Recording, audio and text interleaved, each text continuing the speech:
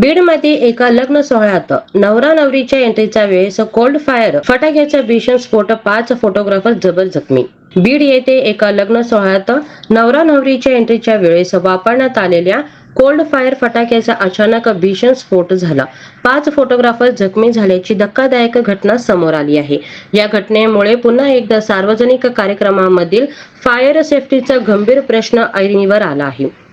मिळालेल्या माहितीनुसार लग्न समारंभात विशेष एंट्रीसाठी इफेक्टसाठी वापरण्यात आलेल्या कोल्ड फायर उपकरणामध्ये अचानक स्फोट झाला. यामध्ये जवळ उभे राहिलेले फोटोग्राफर गंभीर जखमी झाले. काहींच्या डोळ्यांना गंभीर इजा, चेहरा, कान अशा ठिकाणी इजा झालेली आहे.